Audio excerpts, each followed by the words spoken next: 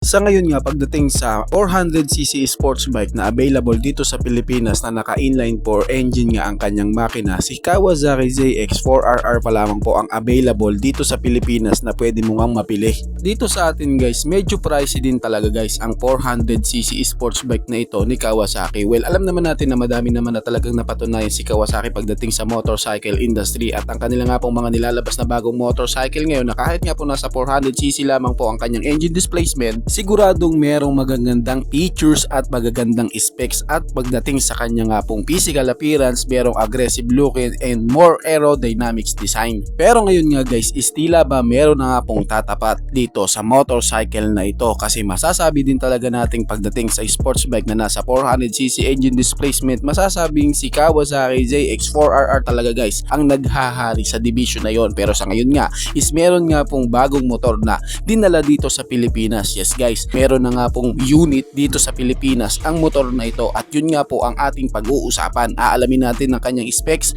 features at kung magkano nga ba ang kanyang presyo kapag ito nga is magiging available na dito sa Pilipinas. Madami na din talaga guys ang nag-aabang sa motorcycle na ito kasi nga po nagbigay nga po ng hint motorcycle brand na ito ay idadalhin din dito sa Pilipinas dahil din sa naglabas sila ng isa nga pong unit na demo unit para nga po pag-aralan para kapag inilabas na dito sa Pilipinas is check nga po talagang hindi sila papalya. Kaya samahan nyo ako guys na pag-usapan ang sports bike na ito. Pero bago yan, baka pwede naman na pa-subscribe ng aking YouTube channel. I-click mo na din ang notification bell para maging updated kayo sa mga susunod na i-upload ko. Guys, baka pwede naman na pa-like and follow ng aking Facebook page. Nasa description po ang link. Kaya make sure guys na tapusin nyo ang video na ito para malaman nyo ang information may kinalaman sa sports bike na ito.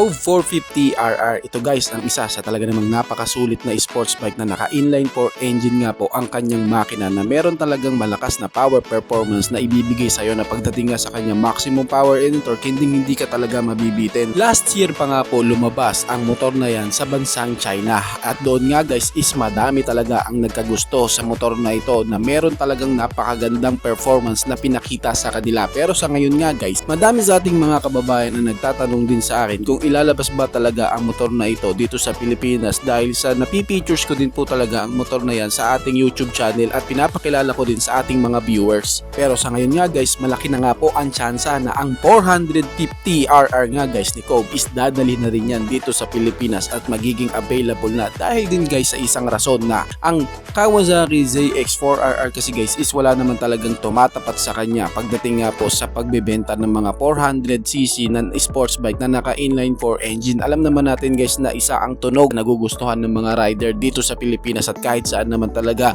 kasi sulit talaga ang mga naka-inline 4 engine na makina pagdating sa kanyang power performance, sa kanyang torque at ang kanyang tunog. Sa ngayon nga guys, dito sa Pilipinas meron na nga po tayong 1 unit na demo unit nga pong naandito para din po maipakita sa atin at mapakilala na din sa iba nating mga kababayan nga po na mahilig nga po sa inline 4 engine. Nasa 400cc nga po ang engine displacement tapos super sports bike pa. Sa vlog nga po ni Red Sweet Potato, pinakilala na nga din po doon at pinakita na meron na nga pong isang unit na naandito na sa Pilipinas. At dahil sa meron na nga pong available ang motor na ito, ang Cove 450RR dito sa Pilipinas guys bilang isang demo unit nga, alamin nga po natin kung ano-ano nga ang dapat nating abangan sa kanya. Pag-usapan natin ang kanyang specs, features at kung magkano nga ba ang presyo niya kung ito nga is i-release o magiging available na sa Philippine market. Cove 450RR nga guys is meron pong 443 cubic cubic centimeter engine displacement, samantalang si Kawasaki Ninja ZX4RR guys is meron pong 339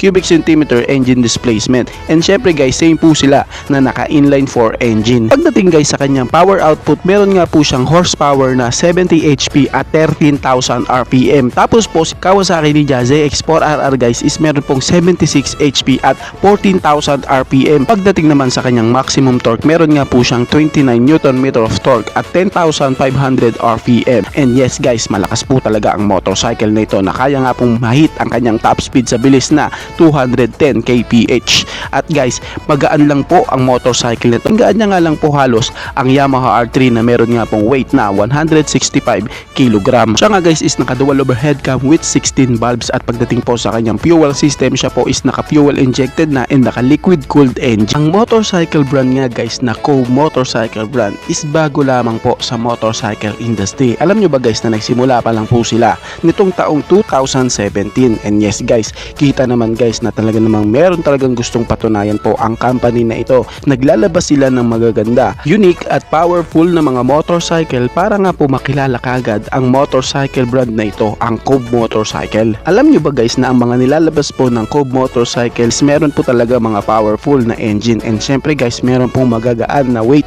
Alam nyo ba guys na track weapon po ang kanilang signature na ginagawang mga motor, kasi nga guys ang CEO nito is nagmula po racing industry, kaya ina-apply niya nga po sa kanilang mga motor na nilalabas ang DNA ng track bike sa kanilang motorcycle na ibebenta sa market. Kaya talaga namang napakasulit guys ng mga motor na nilalabas ni Cove. Katulad na nga lang guys dito sa ating pinag-uusapan na motor, ang Cove 450 RR. Kung pag-uusapan guys ang physical appearance ng motorcycle na ito, ang Cove 450 RR ni Cove, talaga namang napakasulit po. Makikitaan mo siya ng aggressive looking and more aerodynamics design, lalo na nga po yung kanyang mga pairings na ginamit na magagaan at mga materyales na talaga namang napakasulit din po sa gaan. Alam nyo ba guys na ang motorcycle na ito is kasing gaan niya lang halos ang Yamaha R3.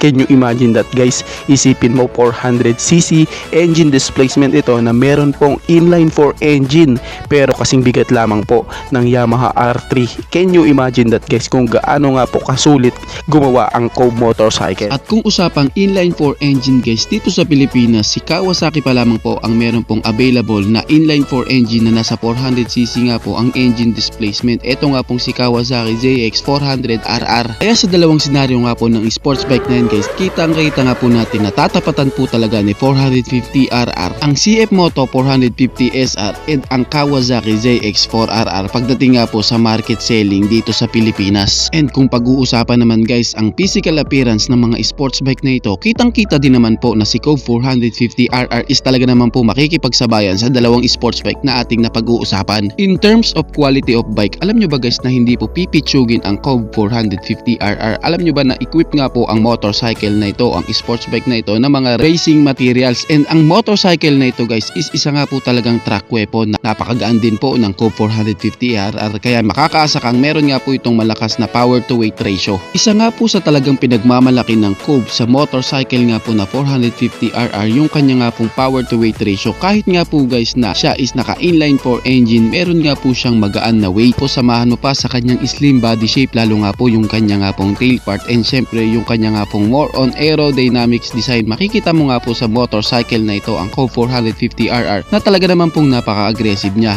Kitang-kita din po na pwedeng-pwede ito sa racetrack dahil talagang doon nga rin po ito nakadesenyo. And syempre guys, expressway legal bike nga po ang motorcycle na yan dito sa Pilipinas dahil sa naka 450cc nga po ang kanyang engine displacement. Pagdating naman po sa kalidad ng kanyang makina, alam nyo ba guys na ang Cove nagkakatiwalaan ng mga malalaking motorcycle brand, at ang Cove nga guys is sumasali din po sa mga racing competition, and meron din po silang mga kalidad na mga makinang ginagawa. Syempre dito nga po sa Cove 450RR, baka kaasa ka na meron nga po siyang malakas na power output. Kitang-kita din guys na sasabay at didikit din talaga ito sa isa sa talaga naman niya kakompetensya dito sa Pilipinas, ang Kawasaki ZX4RR ni Kawasaki. Kung titignan, sulit talaga ang sports bike na ito pagdating sa kanyang aerodynamics design, sa kanyang physical appearance and looks and aggressive looking. Meron pa siyang futuristic design, samahan mo pa sa kanyang engine specs na talaga naman pong sulit na sulit. Malakas na power output, malakas na power to weight ratio, aggressive body posture, and syempre gagaan na racing materials. Okay na talaga. Ngayon Nga guys, ang tanong, may katotohanan nga ba na kung si Rusi nga ba ang maglalabas ng motor na ito dito sa Pilipinas? Nung inilabas nga po ni Red Sweet Potato ang kanyang vlog. Binanggit nga po doon ng ilan na nagko-komento na ang motor nga daw po na yon is si Rusi ang magdi-dealer dito sa Pilipinas. Ibig sabihin si Rusi ang nakapag-angkat. Pero 100%